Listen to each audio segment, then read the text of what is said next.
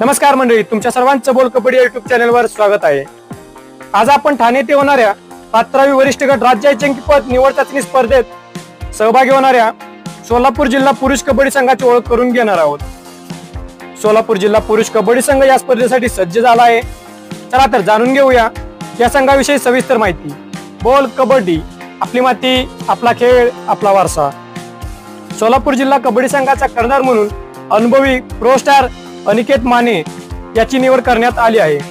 सोबतच संघामध्ये वेदांत चोरमुले, अनिकेत वाघमारे, कुमार चव्हाण, आकाश कोळी, बिरुदेव माने, रोहन इरवटे, बाळू वनकडे, सूरज चौधरी, ऋषिकेश गायकवाड, श्रेयस गायकवाड, आदर्श पुट्टा या खेळाडूंची निवड करण्यात आली आहे। या संघाचे प्रशिक्षक म्हणून गणेश डोंगरे सर व व्यवस्थापक म्हणून संतोष जाधव सर यांची निवड करण्यात आली आहे।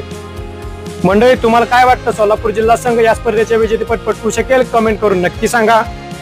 सोलापूर जिल्हा संघाला या स्पर्धेसाठी खूप खूप शुभेच्छा। मंडळी, तुम्हाला जर हा व्हिडिओ आवडला असेल तर लाईक करा, शेअर करा।